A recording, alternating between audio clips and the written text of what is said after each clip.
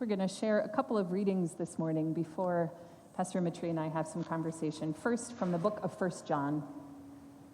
Everyone who believes that Jesus is the Christ has been born of God, and everyone who loves the parent loves the child. By this we know that we love the children of God, when we love God and obey his commandments. For the love of God is this, that we obey his commandments. And his commandments are not burdensome, for whatever is born of God conquers the world. And this is the victory that conquers the world, our faith. Who is it that conquers the world but the one who believes that Jesus is the Son of God? This is the one who came by water and blood, Jesus Christ, not with the water only, but with the water and the blood. And the Spirit is the one that testifies, for the Spirit is the truth. And a reading from the Gospel of John. Jesus said, "As the Father has loved me, so I have loved you. Abide in my love. If you keep my commandments, you will abide in my love, just as I have kept my Father's commandments and abide in his love. I have said these things to you so that my joy may be in you and that your joy may be complete. This is my commandment, that you love one another as I have loved you. No one has greater love than this, to lay down one's life for one's friends. You are my friends if you do what I command you. I do not call you servants any longer, because the servant does not know what the master is doing. But I have called you friends, because I have made known to you everything that I have heard from my Father. You did not choose me, but I chose you, and I appointed you to go and bear fruit, fruit that will last, so that the Father will give you whatever you ask him in my name. I am giving you these commands so that you may love one another." This is the gospel of the Lord this morning. So, Pastor Mitri, we discovered in the first service that the word fangirl doesn't actually translate into Arabic, but I'm going to say it again anyway. We really are so deeply honored that you are here present with us. This is not the first time that we've met, but I have, along with so many others I know, been inspired by your leadership and your witness to the gospel over these many decades of service to Christ Church. I don't think I mentioned in the introduction, Pastor Mitri served Christmas Lutheran Church in Bethlehem for about 30 years and is also the founder and president of Dar al-Kalima University of Arts and Culture, based in Bethlehem, that also had a campus in Gaza until about a month ago when it was destroyed by airstrikes. And there's so much story wrapped up in what you embody here with us this morning. And I know that you carry the stories of so many Palestinian people, Pastor Mitri, but also your own. And so I wonder if you could start with a bit of your own for us this morning. If you might share with us a little about your background, about your faith, and about how your faith has shaped who you are in the world today. Yeah, thank you, Heidi, for having me here. Great to be with all of you. Thank you for coming. Some of you came from so far. I was born in Bethlehem, not Bethlehem, Pennsylvania, but the real one, right? In a Christian family. My family has been Christian for centuries, but in a family that it was actually my grandfather who decided to become Lutheran, because he was sent to a Lutheran orphanage, grew up there, and became Lutheran. And so my family has been then Lutheran since mid-19th century, basically. I grew up in Bethlehem, went to study in Germany, did all my studies there, and came back to Palestine back in 1987. And those of you who know the history know that 1987 was the first Intifada started, the first uprising. You know, I came back thinking I have the answer to all the questions that the congregation might have, just to discover that the congregation and the people in Palestine had different questions. Mm. So I had to listen to them, because it was a time of great oppression from the Israeli. Many of our church elders church members were in Israeli prison. As a young pastor, I had to lead a congregation with all of these questions and struggles that they were having. Listen to the first hymn talking about Jesus actually setting the captives free. It's nice to sing it, but when you have church members who are in prison, what do you do with that? And not because they are criminals, but because they are politically active against the Israeli occupation. And actually this led me to discover an angle of the Christian faith that, people in Germany don't need to deal with. And I guess many people in this country, maybe, they don't need to deal with it because we live at times, even today, like that of the gospel when Palestine was occupied by the Roman Empire. Jesus was born under occupation exactly like myself. And so the Bible actually had to be taken seriously at that time. Today, I think we have spiritualized so many things. So this is just the tip of the iceberg, as they say. I'm going to ask you a Bible question. Well, let's go straight to the Bible question, actually. Some of what we experience here in the United States in terms of the way that our media talks about the conflict in Israel and Palestine, and also the way that a lot of our churches actually talk about it, is rooted in this way of reading the Bible or understanding the Christian faith that we call Christian Zionism, which is a phrase that some of us are well acquainted with and a phrase that's new for others of us. And so I wonder if you could share with us your understanding from your particular location as a Palestinian Lutheran pastor, what Christian Zionism is and how that colors the way that folks who live in a country like ours have come to learn about or understand what's happening in the region. Yeah, in my latest book, I talk about Christian Zionism as a Christian lobby for Israel colonization of Palestine. And I think we used to think of Christian Zionists as these crazy evangelicals who always, confuse the Israel of the Bible with the Israel of today, and who are anxious about the second coming of Christ and Armageddon, etc. But there is also a liberal kind of Christian Zionism. It is, liberal theologians who, in the post-Holocaust era, decided to support Israel irrespective of what Israel do or don't.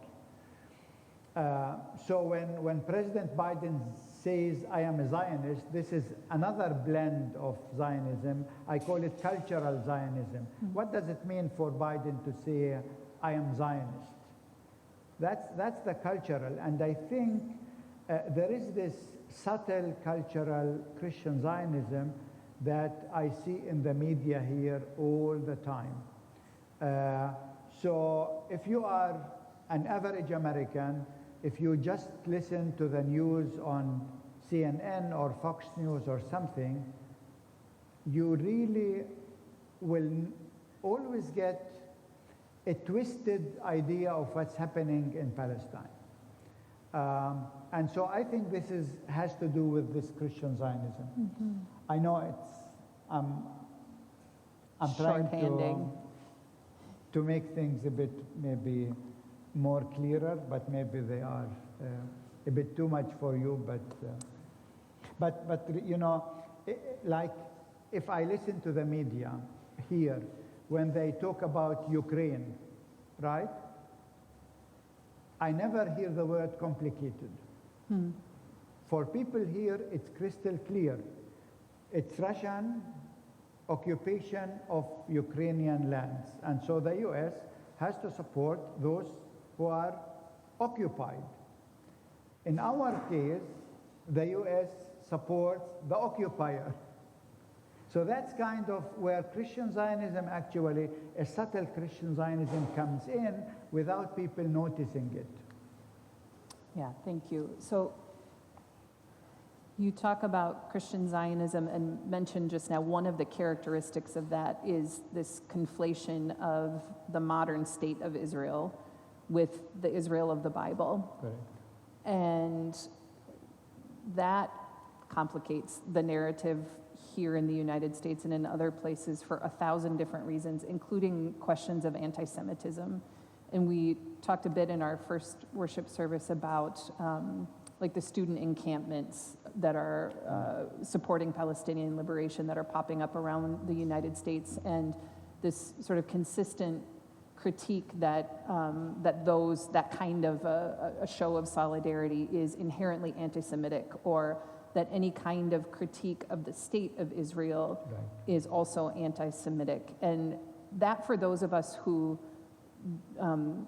don't grow up in a place where we are the religious minority, is a much different, I think it's much different for how it lands in our ears and in our lives of faith. And so I wonder if you could share with us from your perspective how we might think about this modern state of Israel, the Israel of the Bible, how we can come alongside Palestinians in a show of solidarity in a way that is not understood to be anti-Semitic. Yeah, you know, I mean, anti-Semitic means you basically demonize the whole Jewish people. This is what anti-Semitism means. And this is, like all kinds of racism, this is something as Christians we cannot support. We cannot support any anti-Semitic. The problem when anti-Semitic right now in this country is being understood as a critique of the state of Israel. Now, as Christians, we are always critiquing the state, irrespective of what state, because states are there to be critiqued, right? I mean, we cannot worship a state.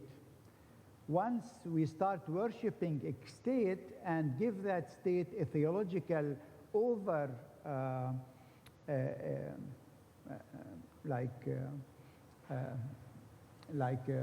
hollow, that becomes very dangerous.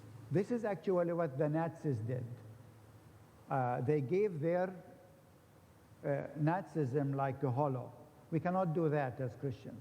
We need always to critique a state because the whole Bible, the prophets were doing that, right?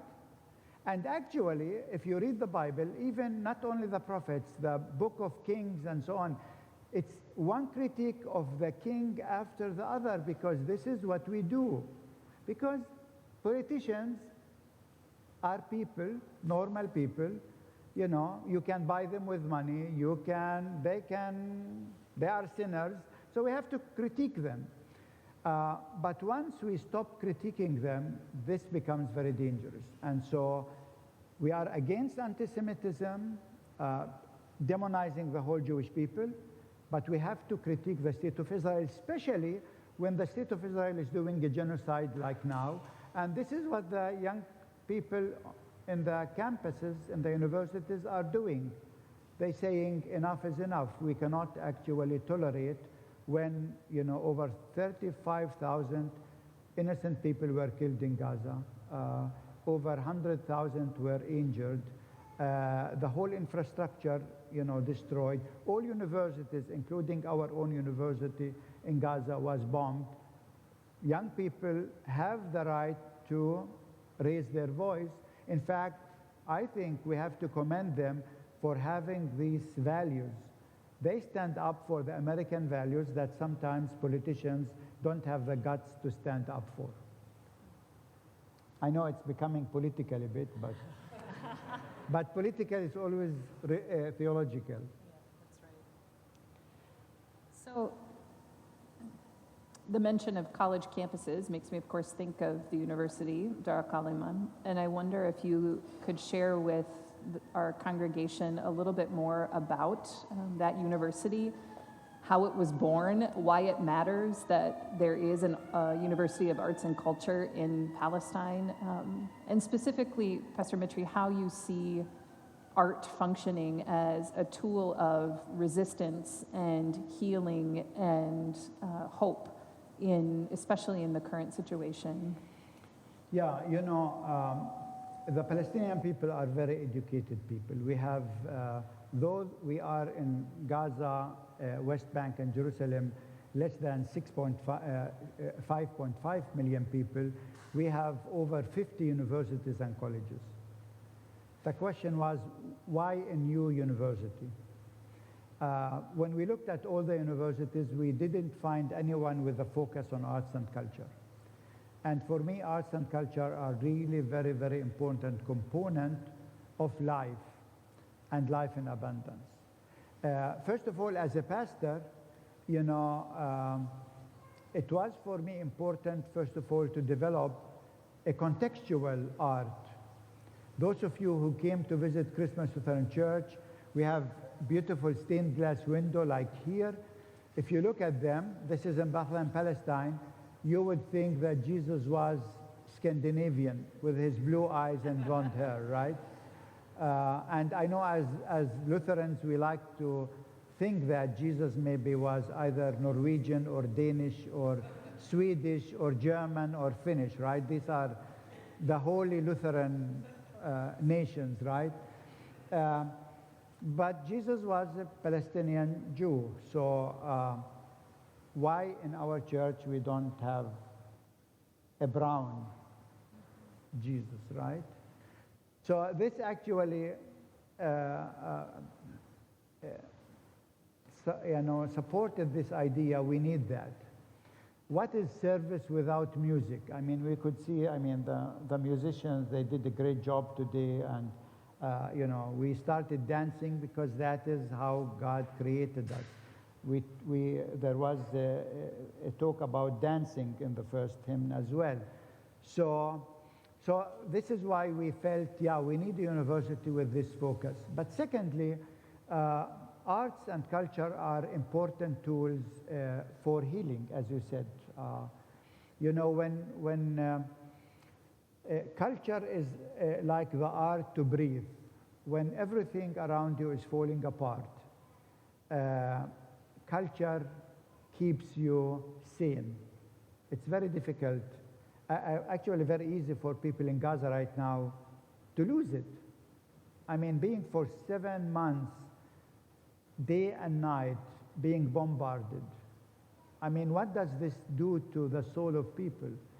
And so art is an important tool of bringing healing, and our university actually has the only master's degree in art and music therapy. So much needed. Right now, actually, we have 8 of our staff themselves displaced in Rafah. You hear about Rafah all the time, right? So they are refugees there, displaced, and yet they said from the first day, we need to reach out to the kids in Rafah. So right now, they are displaced, and they are serving the displaced children in Rafah through art, through music, and through therapy. But also art and culture are important tools for communication.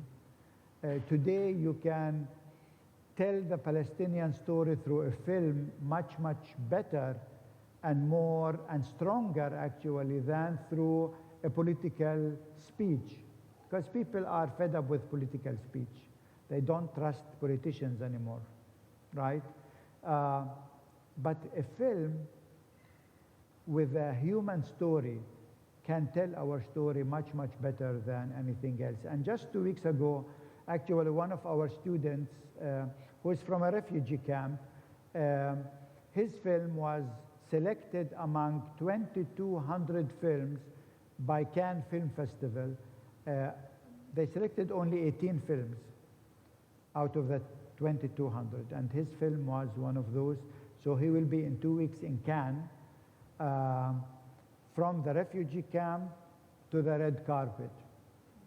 This is exactly how I see the role actually of Dar al-Kalaba University. Thank you. We were together in a smaller gathering yesterday, and I heard you talking, Pastor Mitri, about this conflict that really is all you have known in your own life, right? You mentioned in our earlier service that you have lived through 13 wars, and that in some ways that is the cross that the Palestinian people carry. And I think what I heard you say yesterday was that part of what makes it easier to bear that cross is to know that there are other Christians and other people of goodwill who pick up that cross along with you and with the Palestinian people to make it just that much lighter. And in this Easter season here at Grace, our sermon series, the title is Loving Hearts, and we've been focused on these texts of love from 1 John, and then echoed in the gospel from John 15 this morning, that to love is to obey God's commandments, and that the greatest of those commandments is to love one another as God has first loved us. And so I wonder, as folks here at Grace and folks who are joining us online, what does it mean for us, in your eyes, to live out God's love alongside our Palestinian siblings in this particularly challenging time? Yeah, I think when you love people, you pray for them, and we really need your prayers. I mean, if you don't love people, you don't pray for them, most of the time. So please keep us in your prayers. But if you love people, you like to visit them. And so we hope that you come and visit us. In fact, Pastor Heidi was supposed to come in January and visit us because of the assault on Gaza. That trip was postponed, not canceled, postponed. So you can still sign up today for that trip. And you will get 15% deduction.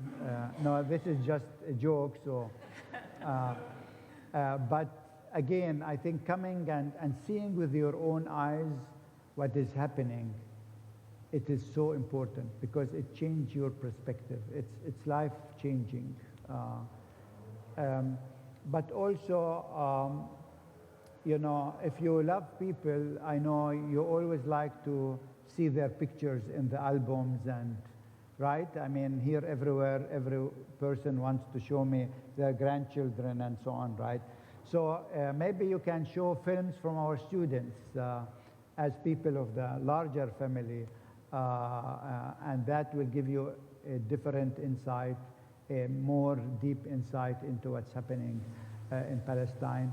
And we need also your support because right now the economic situation is very difficult. The unemployment rate is 46% in Palestine, including Bethlehem. And people are having difficulties in paying their tuition, even the little tuition that we ask from them.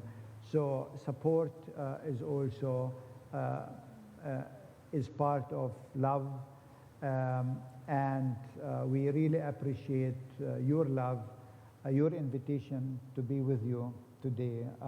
I felt here at home, among family, among friends, and I felt your love, so thank you for that. We're so grateful. I don't know that everyone here actually realizes what a big deal it is that Pastor Mitri is here, so I will just invite you to Google him when we're done with worship, and then you can watch interviews on like CNN and with the New York Times so that you would take time out of your schedule here, Pastor Mitri, to be with us and to share as a brother in Christ means a great deal to us. Thank you so much. We do keep you in our prayers, and we are inspired by your witness to the gospel in the world. And don't miss to Google Pastor Heidi because she is... Thank you.